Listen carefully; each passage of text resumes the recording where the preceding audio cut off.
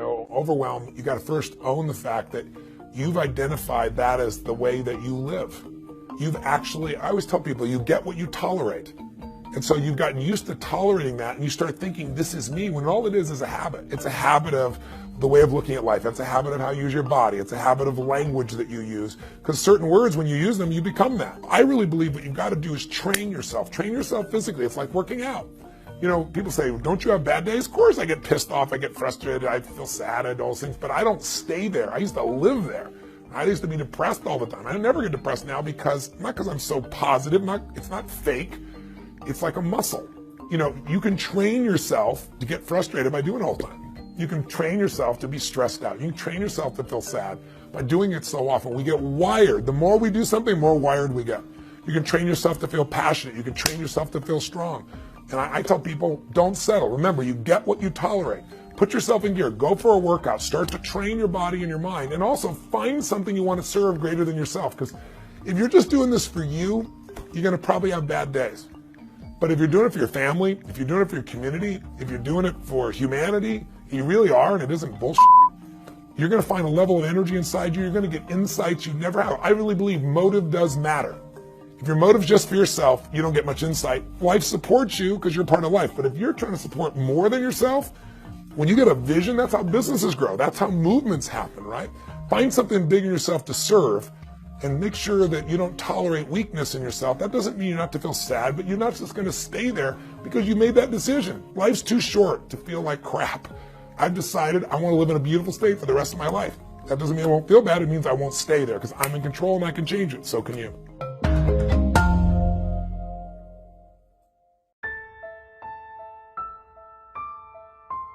The breakthrough happens by conditioning your mind every day, by feeding it a role model or a story. It's putting yourself in a peak state where you follow through by getting physically strong. It's creating a little ritual of doing a little bit each day, and then you get momentum. But the most important thing of all is what we started out with. Why? Absolutely. Why is it a must for you? It doesn't have to be you're against the wall, but it has to be something you're hungry for, because the only difference in people is hunger. And if you're not hungry, get around people that are hungry and something will hit you. You watch a conversation, you get around people that are doing better, and all of a sudden you start going, my life sucks. I remember I went to a guy in LA. He's one of the most multi-billionaire guy, I'll never forget. And I lived in the Del Mar Castle, and I was really proud. That was like the symbol of me having taken myself from being poor to providing for my family this great place. It's built from castles in Europe overlooking the ocean, not far from you. And I went to this guy's house. He's a billionaire. He took me down to his wine cellar. I don't even drink wine. Went through this whole thing. At the end of the night, I was depressed. I lived in the Del Mar tenement, as far as I was concerned. I really was. I was like, I live in a crappy place, and all my standards changed. All of a sudden, I wasn't willing to settle for living that. All of a sudden, my back was to the wall in a different way, because as a man, I knew I was capable of more.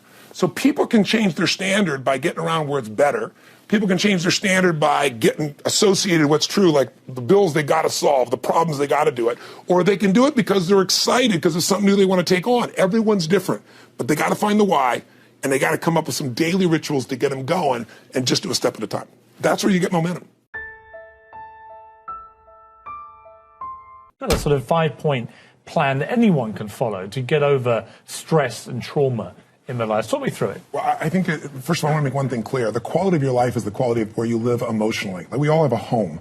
Angry people find a way to get angry, even if their life doesn't have anything to be angry about. We can always find it. Sad people find a way to be sad. Caring people find a way to care for other people.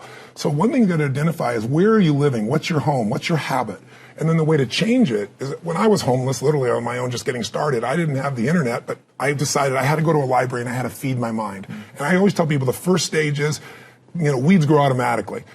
One of my teachers taught me, he said, every day stand guard at the door of your mind and feed it something good. Because if your worst enemy puts sugar in your coffee here, you're fine. If your best friend by accident trying to help you put some strychnine, you're dead. So if you feed your mind every day, 30 minutes a day of reading something, hearing something. Second, you got to strengthen your body. And the reason, Pierce, is fear is physical, right? So is stagnation, so is numbness, so is sadness, so is rage. And when you go in and change your body by an intense workout or a run or even an intense walk and the blood's flowing through you, science has shown it instantly changes your biochemistry. And now your mind and body are working together. Third thing, all these people did in common, if you watch, they found a mission bigger than themselves. Yeah. Something that they wanted to aspire to that was worth more than their pain. And then the fourth thing is, you got to find a role model. You heard it with Nick. Almost everybody finds a role model that makes it real. I was with Warren Buffett and with Sarah Blakely, the youngest billionaire. We're doing this roundtable about the future. And when you listen to this woman, and when women meet her, they don't just love Spanx, her product that made her a billionaire. They love this woman because she's a role model of what's possible. Yeah. When you get a role model, it becomes real to you if you get a plan, you get a goal plan, and you take massive action. And the last step, number 5, there's always somebody worse off than you are. I don't care what you've done. So if you can go help somebody worse off, it puts your life in perspective. And it also reminds you life's not about me, it's about we. I always tell people the secret to a great life, the secret to living is giving. And when you realize there's something in you still to give, even if you lost your legs, even if you've been through a horrific financial situation, your life can improve. But more importantly, you'll have a meaningful life because your life will contribute to other people. You think about the first thing that determines whether you can do something or not, and I put that in this first box at the top here on the left side, and it's potential. Like, what's the potential of a human being? Like, when you guys started, you proved something no one had done in history. You ran the 4-minute mile, right? For God only knows how many centuries, they're trying to run a 4-minute mile. Roger Bannister does it. How did he do it? Do you remember? You did it in this industry, right? You made $1 million in a day. No one had ever done that in history, right? After you did it, a bunch of other guys were doing it because it became possible. Roger Bannister didn't just go physically practice. He made a shift in his head. He practiced in his head because he could never achieve it physically, so he had to change in his head first so that the result became certain enough he believed it, and then his body got him through. After Roger Bannister ran that 4-minute mile, within 2 years, 37 people ran a 4-minute mile. Wow. When no one in history had ever done it. Now, here's how it works. The potential for anybody getting your product is extraordinary. They can do what you've done as much, more or less. They can do whatever they want to do. The potential's there. The market's proven that. Whether or not they tap into potential has a lot to do with what action they take, which is the question you came to me with, right? Like, God, they all have potential, but they're not taking action. And we all know that the action they take is going to determine the results they get. That's pretty obvious. So most people have a belief about what their real potential is no matter what you tell them. And that affects how much action they take. And of course, that affects the result. And then ironically, that result reinforces their belief. And then that belief affects it. So I'll give you an example. Let's say a person has unlimited potential, we all agree. But they take little action, little results. Why? Because they have to start with a problem with their belief. They don't believe it's really going to happen for me. Maybe for Frank Kearns because he's got the cool hair and stuff, or maybe it's for you because you're so driven, but it's not me. Maybe Tony Robbins because he's a freak, got these big teeth. Whatever their thought process is, right? They got this thing, right? But what happens is, if you believe that there's very little potential, how much action are you going to take? Nothing, little. And when you take little potential with a little action, what kind of results do you get? Lousy little results. And when you get little results, what does that do to your belief? You go, see, I told you this was a waste of time, told you this wouldn't work. And then what happens? You tap even less potential. You take even less action. You get even worse results, and your belief gets even weaker. And this sucker feeds on itself until you are in a downward spiral. It's poisonous. It's poisonous and it's self-fulfilling. Now, what if something could happen that could come along and fill you with a sense of absolute certainty? Not like I believe, but where you know. In you guys' case, mine as well, we knew because we had to. Because we burned the boats. There was no other option. We had to find a way. We weren't going to live that way. We all did it in different ways and for different reasons, but in essence, that was it. If you get yourself in a state of certainty that this is going to work, I'm going to find the way, and if this doesn't work, I will make the way, then you tap a lot more potential. And when you're certain in your potential, you take massive action. When you take massive action, you really believe in something, you get great results. When you get great results, your brain goes, see, I told you I was a stud. I told you this thing would work out. Now you're even stronger. You tap more potential, take greater action, greater results. That's how you went from $300 in a week to $2,500 in 5 days to $100,000 in a month to $1 million in a day. Same thing with you. And we get momentum. That's why the rich get richer and the poor get poorer. Now some people go out and they go, well, I'm going to take a bunch of action. All right, I'm going to open this product. I'm going to try it. And they'll say to you, I even did it.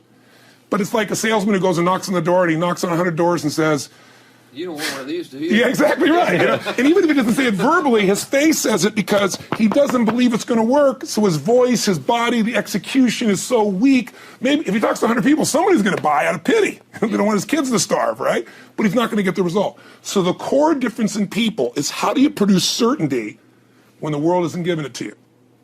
You go out and you try. In your case, you're 100,000 in debt, nothing's working. How do you keep yourself going? The way you did it, the way I did it, the way you're doing it, we may not have done it consciously, is we didn't change our potential. That was there. And it wasn't even taking more action. Taking more action with a belief it's not going to work is not going to change anything. We got results in our head that made us feel certain as if it had already happened.